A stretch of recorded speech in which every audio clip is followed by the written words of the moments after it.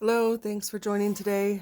I'm going to be showing you how to make an oval base for whatever project it is that you're working on, whether it be a bag, maybe it's a basket, um, you could even be making a rug, you name it. Whatever it is, this is how you do an oval base. Since this is just a sample, I am just chaining up a random number. I'm going to make 6 half double crochets into the second chain from the hook here.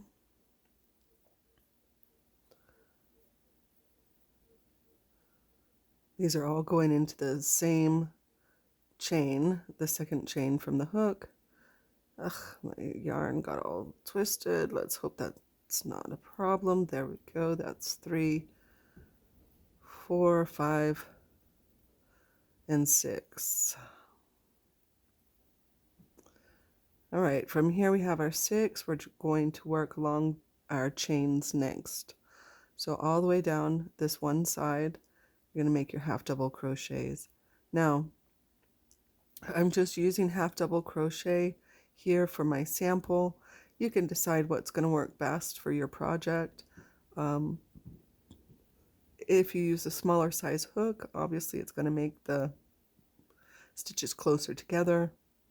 It's going to give it a little bit more tightness to it.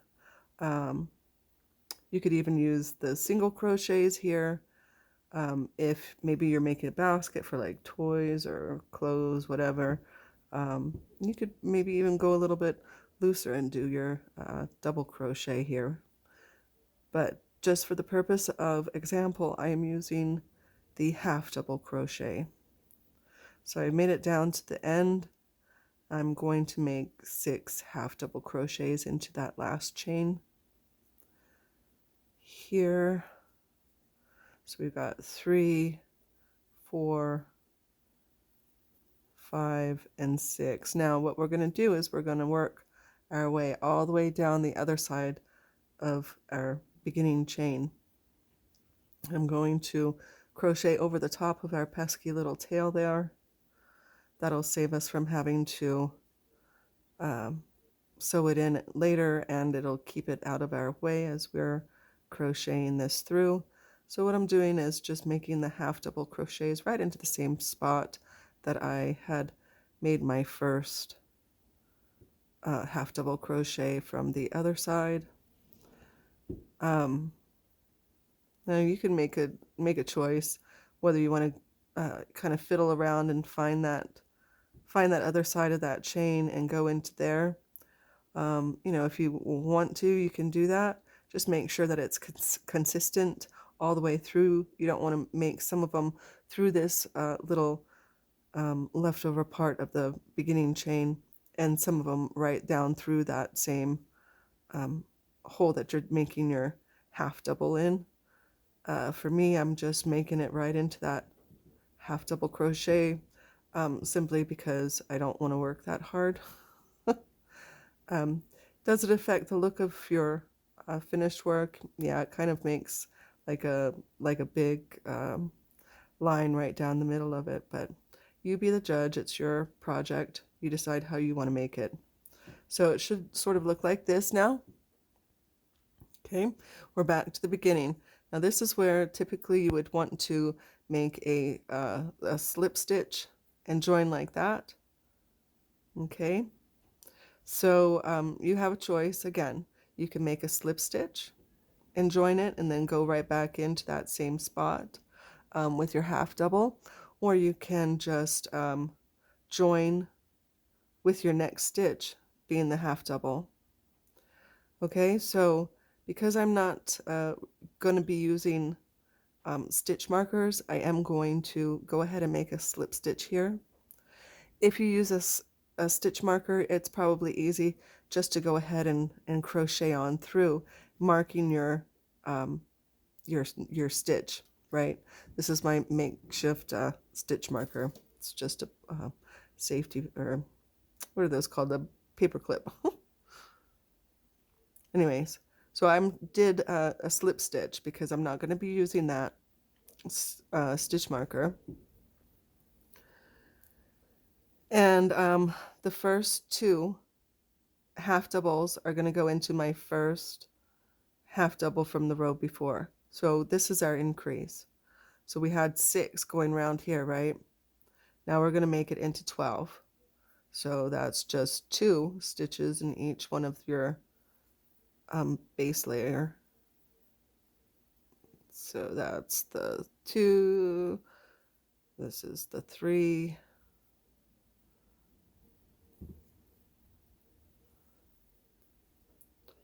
okay, 4,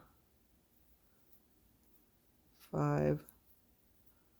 Now my yarn's flowing nicely. Finally, it was getting all kind of jacked up there for a second. So now I have 12, okay?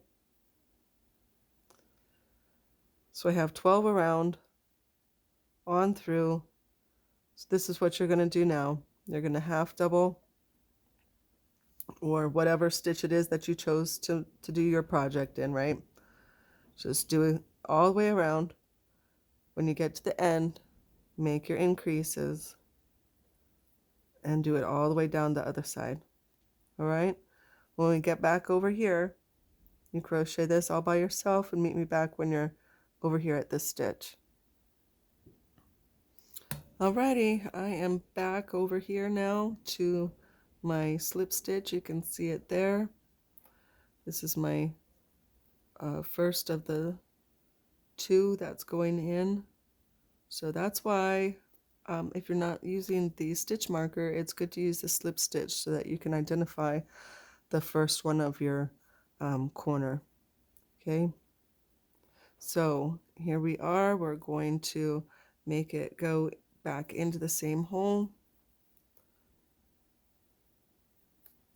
There we go. We're making 2 in each. 1, 2, 3, 4. So again, we're just increasing. So we had 12 last time. So this time we're going to wind up with 24, right?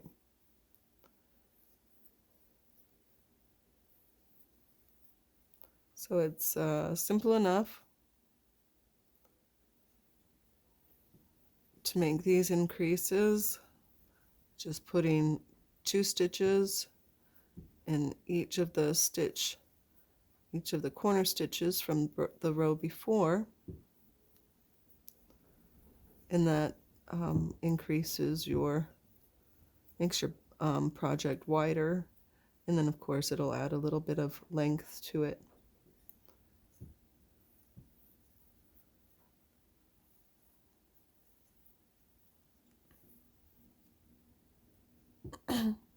Let's see, where am I?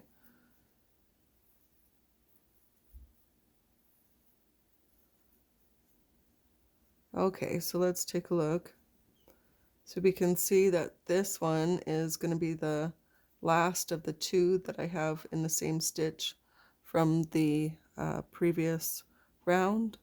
So that tells me that my last 2 stitches are going to go in there. If you want to make sure, go ahead and count. It should be 24 all the way around, okay? So you continue that. I'm going to do ask you to do one more row all the way around. Meet me back over here, and then I'll show you the next step if you're going to be making a bag or a basket of what I like to do to make the round. All right, I'll see you back in a bit. Alrighty, I am back down over here to the beginning. So I've made my 24 in each of the corners, 1 in each of the center ones for this project of the oval base, and now I'm going to join it with a slip stitch. Again, if you don't want to use the slip stitch, you don't need to. I would just recommend that in that case that you do use a stitch marker. Again, this is just my little makeshift stitch marker made out of a paper clip, but they do sell ones at the store. Now from here, what we're going to do is make a tidy little edge to our base.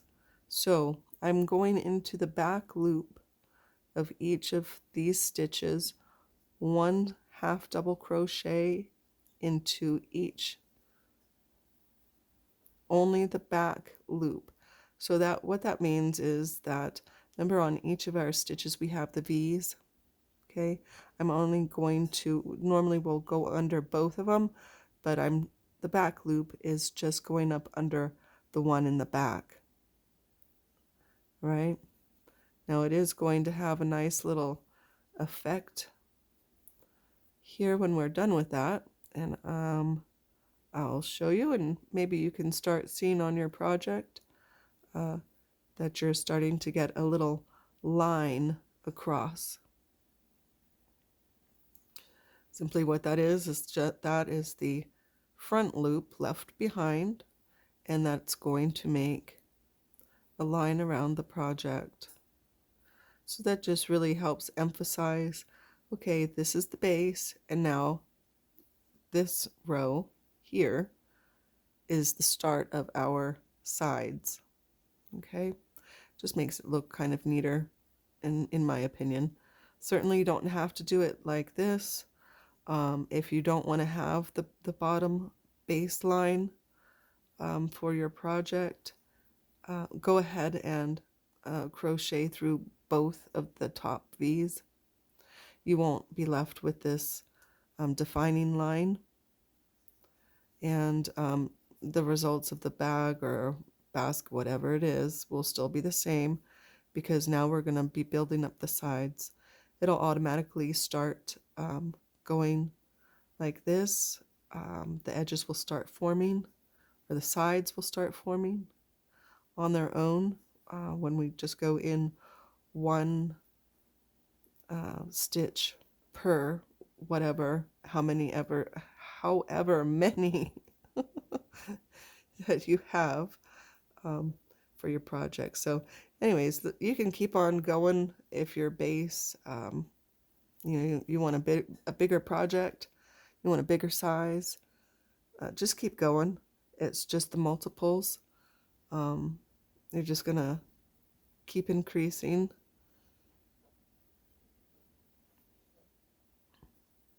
The two stitches per each stitch that you have in your corners, right?